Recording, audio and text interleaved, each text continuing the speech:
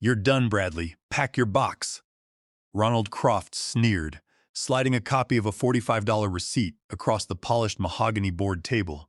I looked at the man who had been my direct superior for exactly 10 minutes, then at his father, Donald Croft, the CEO who had built Croft Properties on my back for the last 16 years. Donald wouldn't look me in the eye. He just stared at his coffee cup, nodding silently. I didn't yell. I didn't threaten them. I just picked up my pen, signed the termination agreement, and stood up. They thought they had just saved themselves a $1.5 million commission. They didn't realize they had just signed the death warrant of their $180 million portfolio. To understand how we got to that mahogany boardroom, you have to go back 16 years. In 2010, Croft Plaza was nothing more than a concrete eyesore in South Seattle. The parking lot was cracked, the vacancy rate was sitting at a miserable 40%, and the local banks were preparing to foreclose on Donald Croft's dreams. I was 32 back then, a hungry commercial leasing broker who knew every retail tenant representative from Seattle to San Francisco. Donald was desperate. He offered me a base salary that barely covered my mortgage, but he made a promise that sealed the deal. He promised me a 5% commission on the total value of any long-term lease I brought to the table, plus a director of leasing title with absolute control over tenant relations. We shook hands, and I went to work. Over the next decade, I lived and breathed Croft Plaza. I didn't just find tenants, I built a community. My crown jewel, the deal that saved the plaza, was bringing in Prestige Foods. They are a high-end, organic grocery chain with a cult-like following. Getting them was a massive coup. It took me 9 months of back-and-forth negotiations with Gerald Brooks, the senior vice president of real estate for Prestige. Gerald was a tough negotiator who demanded perfection. He wasn't just looking for square footage. He wanted a partner who understood retail operations. I drafted the original 80,000 square foot lease myself, customizing every clause to secure them as our anchor tenant. With Prestige Foods occupying the main wing, Croft Plaza instantly became a hot commodity. National fashion brands, boutique coffee shops, and high-end restaurants rushed to fill the surrounding spaces. The vacancy rate dropped to zero. The property valuation soared from a distressed $20 million to a staggering $180 million. Donald Croft became a wealthy man, and I became the indispensable architect of his success. For 16 years, our partnership was rock solid. Donald trusted my judgment blindly. If a tenant had an issue with common area maintenance charges, I resolved it. If a lease needed an amendment to accommodate outdoor seating, I drafted it. I knew every detail of every lease agreement in that building. But as the plaza grew, Donald's ambition mutated into corporate greed. He began talking about expanding into new developments and raising capital. Then, 2 years ago, his son Ronald graduated from an expensive East Coast business school. Ronald was 31, wore tailored suits that looked too big for his character, and believed that real estate was just a spreadsheet of numbers rather than a business built on human relationships. Donald immediately brought him in as the vice president of development, giving him a corner office and a mandate to optimize our portfolio. From day one, Ronald saw me as an obstacle. I wasn't part of the family dynasty, yet I held the keys to the plaza's cash flow. He hated the fact that the tenants called my personal cell phone instead of filing requests through his new online portal. He hated that the local brokers respected my word more than the Croft family name. But most of all, Ronald hated my commission structure. In early 2026, the original 10-year lease for Prestige Foods was coming up for renewal. Under my contract, I was responsible for negotiating the extension. The terms we were looking at were massive. A 10-year renewal at $35 per square foot, triple net, with annual 3% escalations. The total lease value over the 10-year period was $30 million. Under my 5% commission agreement, Croft Properties owed me a $1.5 million performance commission upon signature. It was a payout I had earned through 16 years of sweat equity, late-night emergencies, and flawless tenant management. I spent 6 months hammering out the details with Gerald Brooks.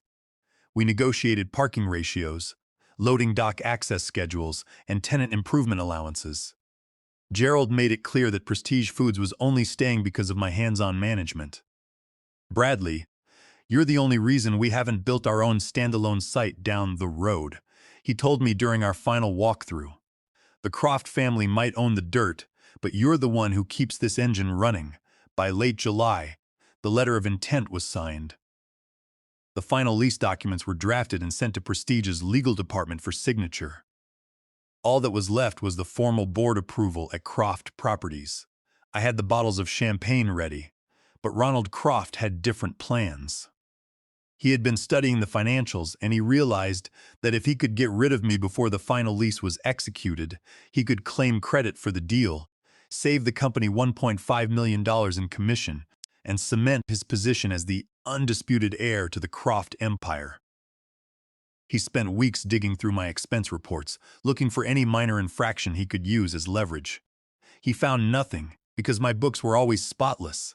Finally, he resorted to a petty, fabricated technicality. During a final meeting with Gerald Brooks's team, I had ordered a working lunch for 3 people at a local deli. The total bill was $45. Because I had paid with the corporate card but hadn't uploaded the itemized receipt within the strict 24-hour window of Ronald's new expense policy, Ronald claimed I was guilty of financial misconduct and policy violations. It was a laughable excuse, but it was all they needed. They called me into the executive boardroom on a Thursday afternoon. The trap was set. When I walked into the mahogany-paneled boardroom of Croft Properties, the atmosphere was cold. Donald Croft was sitting at the head of the table, avoiding my gaze. Ronald was next to him, tapping his fingers on a thick leather folder. Beside Ronald sat Brenda, our director of human resources. Brenda was a nice person who looked visibly uncomfortable, her eyes darting to the floor as I sat down. I placed my notebook on the table and smiled. "Good afternoon, everyone. I assume we are here to sign off on the Prestige Foods lease and prepare the press release." Ronald cleared his throat, a smug smirk playing on his lips. "Actually, Bradley, we are here to discuss a serious matter regarding your recent conduct in compliance with company protocols." He opened the folder and pulled out a sheet of paper. "We have been conducting an audit of executive expenses as part of our transition to a modernized accounting system. It has come to our attention that 2 weeks ago, on July 14th, you charged a $45 lunch at Dyfer's Deli to the corporate account." I looked at the papers. Yes, that was a working lunch with Gerald Brooks' junior leasing counsel, Sarah. We were finalizing Exhibit C, the construction timeline for the tenant improvement allowance. The receipt was uploaded. Ronald raised a finger. "The receipt you uploaded was a credit card charge slip, not an itemized receipt showing exactly what was purchased. Furthermore, our new policy, which was emailed to all staff 3 months ago, requires all receipts to be uploaded within 24 hours of the transaction. You uploaded this slip 48 hours late. Under Section 4 of the updated employee manual, failure to provide itemized documentation for company-funded meals is classified as unauthorized personal use of corporate assets. Combined with your failure to submit it on time, this constitutes a material breach of company policy." I stared at him, letting the silence stretch for a long 10 seconds. "Ronald, you're talking about a $45 deli sandwich platter. I have brought in $90 million in leasing revenue to this firm over the last 16 years. My expenses are lower than any executive in this building. Policies are policies, Bradley." Ronald snapped, leaning forward. "If we let you slide, we have to let everyone slide. We cannot have senior directors operating above the rules. It sets a dangerous precedent. We've also noticed a consistent pattern of you bypassing our centralized tenant portal. You continue to handle critical lease negotiations through your personal cell phone and direct emails. This lack of transparency is unacceptable." I turned my eyes to Donald Croft. Donald had known me for 16 years. We had sat in dive bars celebrating our first major tenants. We had worked 18-hour days to keep this company afloat during the recession. "Donald, are you seriously letting your son lecture me about a deli receipt after I spent the last 6 months securing a $30 million lease renewal?" Donald finally looked up, but his eyes were flat, devoid of the warmth we once shared. "Bradley, Ronald is running the day-to-day operations now. The board has agreed that we need to tighten our corporate structure. We need to be aligned. Ronald's assessment is correct. The rules apply to everyone. At that moment, the puzzle pieces clicked together. They didn't care about a $45 lunch. They didn't care about the digital portal. They had waited until the Prestige Foods letter of intent was locked in. The lease was drafted, and the tenant was committed. By firing me today, before the final lease document was signed next week, they could claim I was terminated for cause. Under Section 12 of my employment contract, a termination for cause nullifies any pending, unsigned commissions. They were going to save $1.5 million, and Ronald would put his signature on the final contract, claiming credit for the biggest deal in the company's history. Brenda, the HR director, slid a document across the table. Her voice was barely a whisper. "Bradley, this is a formal separation agreement. Due to the policy violations, Croft Properties is terminating your employment for cause, effective immediately. Your corporate accounts have been deactivated, and you are required to return all company property." I looked at the document. It was a standard termination notice, citing the expense violation and insubordination as the grounds for cause. I looked back at Ronald, who was practically vibrating with excitement. He thought he had played the perfect game of corporate chess. He thought he had checkmated the old-school broker and proved his worth to his father. If I got angry, if I argued, they would use my reaction to justify the insubordination claim. They would build a case to protect themselves from a wrongful termination lawsuit. If I refused to sign, they would withhold my final paycheck and tie me up in litigation for years. I knew how the Crofts operated when they had the upper hand. They were ruthless, but they were also incredibly short-sighted. I picked up the black ink pen. I didn't say a word. I didn't raise my voice. I simply signed my name at the bottom of the page, sliding it back to Brenda. "Bradley?" Ronald said, sounding almost disappointed that I hadn't exploded. "You have nothing to say?" I stood up, adjusting the cuffs of my navy blue suit jacket. I looked at Donald Croft one last time. "Donald, I built this place. I know every brick, every tenant, and every clause. I hope you and Ronald are ready for what comes next." "What comes next is that we sign the Prestige lease and save $1.5 million, Ronald sneered. "We'll manage just fine without your outdated methods." I smiled. A genuine, calm smile that seemed to unnerve Donald. "Understood," I said. "Good luck with the lease signature." I walked out of the boardroom. I went down to my office on the 4th floor, where a security guard was already waiting at my door with a cardboard box. I didn't look at him. I spent 10 minutes packing my personal desk items, a silver pen holder my wife gave me, a few family photos, and my personal folder of historical lease documents. I handed my corporate keys and my company phone to the guard. He looked apologetic. "Sorry, Bradley, just doing my job." "I know," I said. "Don't worry about it." I walked out of the Croft Properties building and into the brisk Seattle air.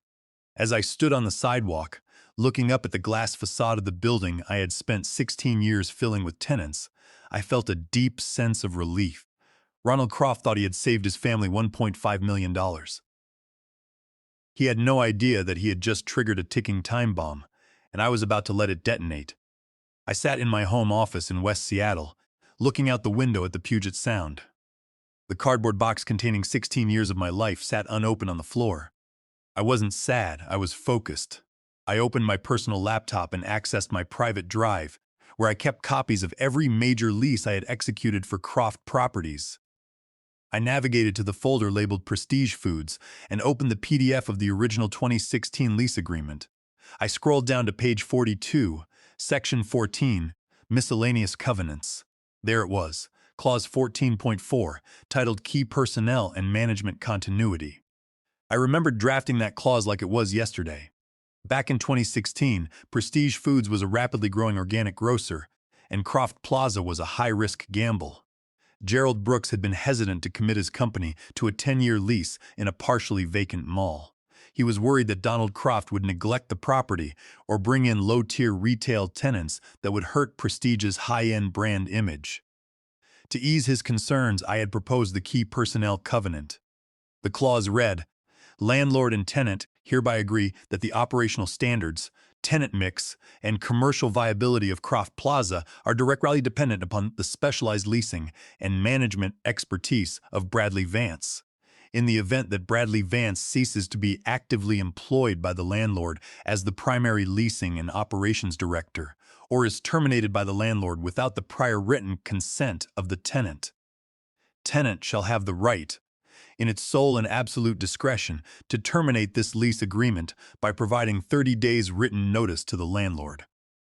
Upon the expiration of such 30-day period, this lease shall become null and void, and landlord shall immediately return tenant's full security deposit of $500,000. With neither party having further liability, Donald Croft had signed that contract without a second thought. Back then, he knew I was the only one who could keep Prestige happy, and he never imagined a day when he would want to get rid of me. Over the years, through various lease amendments and parking agreements, that clause remained untouched. And because the pending 10-year renewal was structured as an extension of the original lease, under the option to renew terms, Clause 14.4 remained fully active and legally binding until the new lease agreement was signed and executed. I picked up my personal cell phone and dialed Gerald Brooks. Gerald answered on the second ring. "Bradley, my man. I was just looking at the final lease draft from our legal team. We are ready to sign on Monday. Are we still on for lunch next week to celebrate?" "Gerald," I said, keeping my voice calm and professional, "I won't be able to make that lunch. I was terminated from Croft Properties this afternoon." Silence hung on the line for 3 seconds. "You were what? Are you joking?" "I wish I were. Donald Croft and his son Ronald called me into the boardroom today and fired me for cause. The reason they gave was a $45 deli expense receipt that I uploaded late." Gerald let out a dry, disbelieving laugh. "A $45 receipt? Bradley, that's insane. You just brought them a $30 million deal. What is Donald thinking?"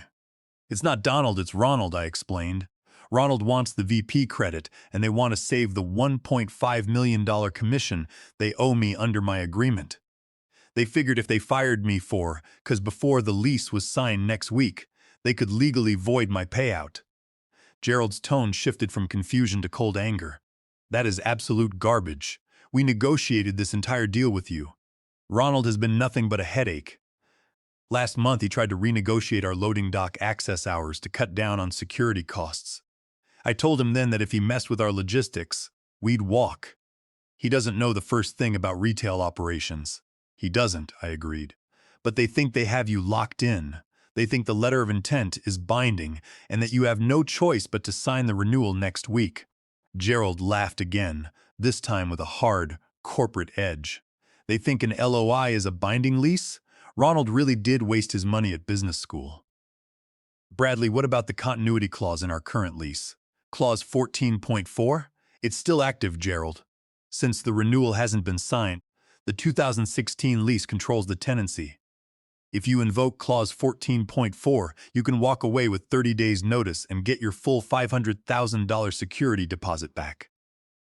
We've actually been looking at a new development at 4th and Mercer," Gerald said, his voice dropping to a businesslike hum. "The developer there has been begging us to anchor his site for 18 months. The location has better transit access and 50 more parking spaces. The only reason we stayed at Croft Plaza was because of you, Bradley. We trusted you to run the place. If you're gone, and they're going to nickel and dime us on operations under Ronald's management, we have no reason to stay." "Are you sure you want to pull the trigger?" I asked. "Absolutely," Gerald replied. "Our legal team will have the formal termination notice on Donald Croft's desk by 9 o'clock tomorrow morning. And Bradley, don't go signing with any other firms just yet. Once we transition to the Mercer site, I'm going to need a top-tier consultant to help us bring the rest of the plaza's retail tenants over. Let's talk next week." "Thank you, Gerald," I said. "I'll be waiting for your call." I hung up the phone and leaned back in my chair. The clock was ticking. In 15 hours, Donald and Ronald Croft were going to open their office mail, and the foundation of their real estate empire was going to crumble.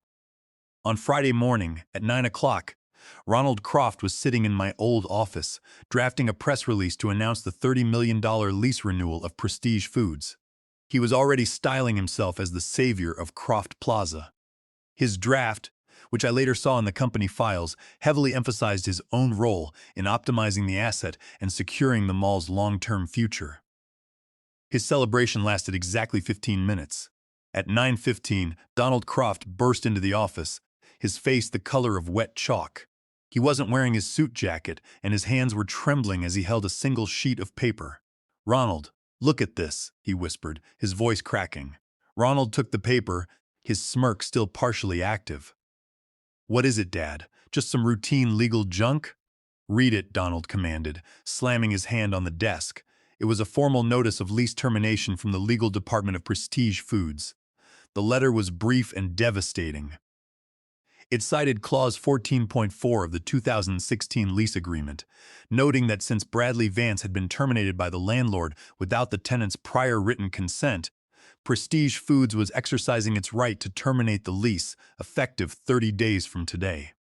They demanded the immediate return of their $500,000 security deposit and stated they would begin vacating the 80,000 square foot space immediately. Ronald stared at the letter, his eyes wide.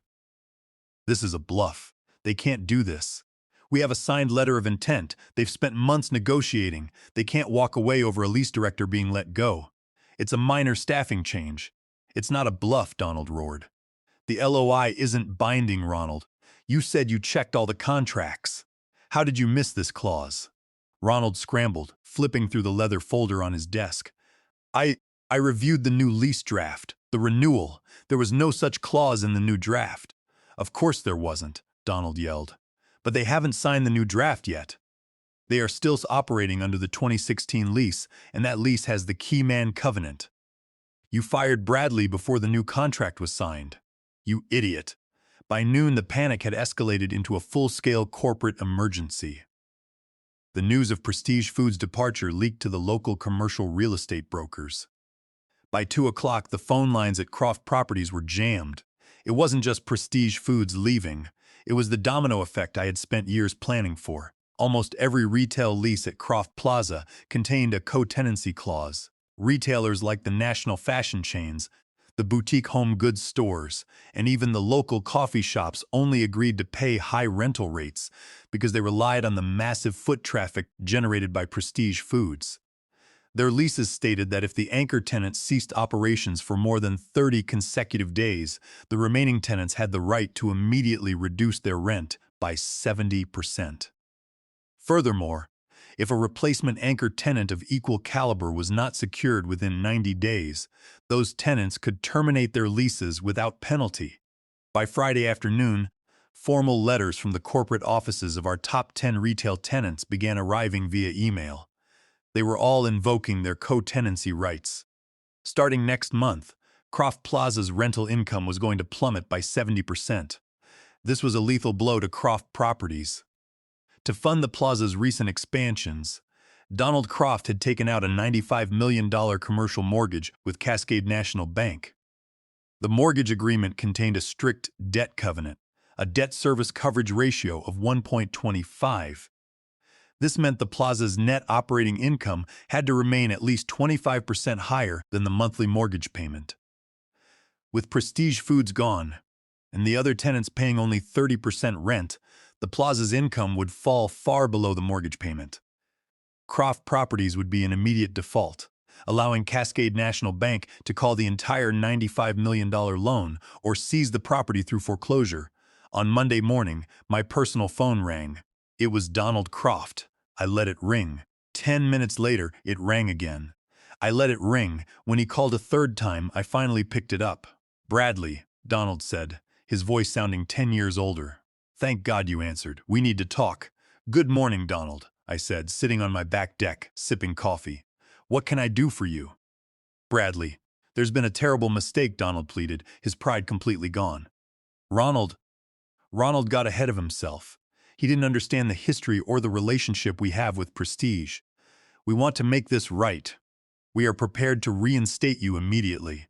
We will pay the full $1.5 million commission on the Prestige renewal, and we'll increase your base salary by 50%. We'll even give you a seat on the board." I took a slow sip of my coffee. "Donald, you fired me for cause. You put in writing that I committed financial misconduct over a $45 lunch. You had a security guard escort me out of the building. My professional reputation was dragged through the mud." "We'll retract all of it," Donald promised, his voice rising in panic. "We'll issue a company-wide apology. We'll state it was an accounting error. I'll fire Ronald if I have to." "Just please call Gerald Brooks. Tell him you're back. Tell him to withdraw the termination notice. The bank is already calling about the DSER covenants. If Prestige leaves, we lose the plaza." I let the silence sit for a moment, letting him feel the weight of his greed. "It's too late, Donald."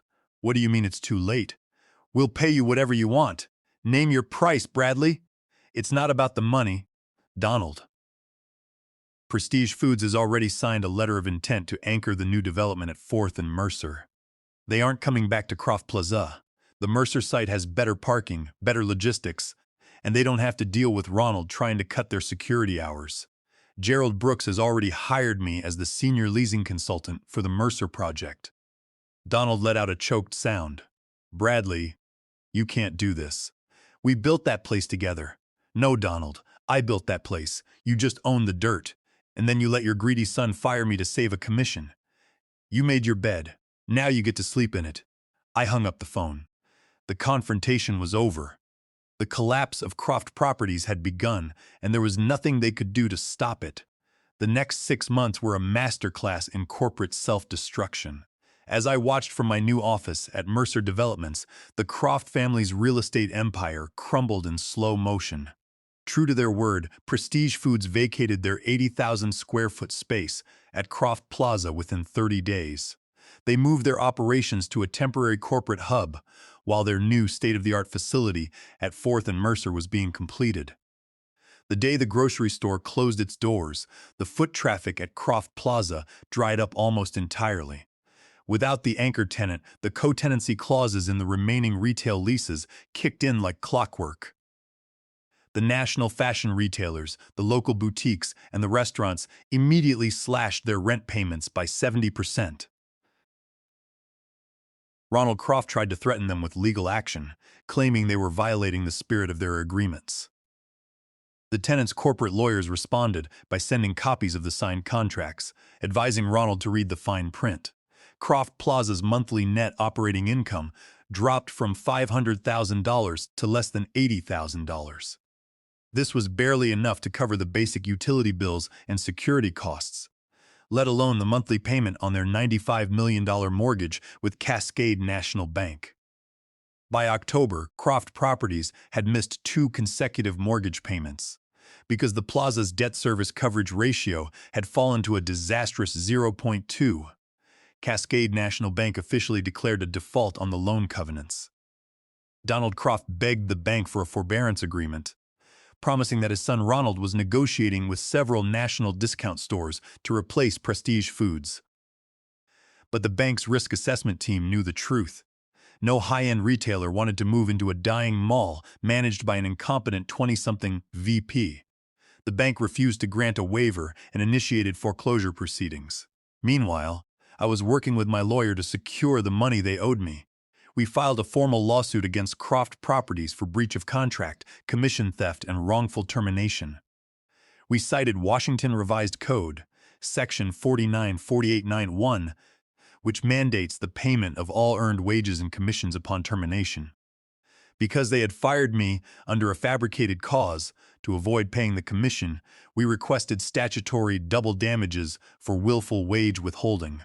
As the foreclosure moved forward, Croft Properties was forced into involuntary Chapter 11 bankruptcy. The court-appointed trustee took control of the company's assets to pay off their creditors.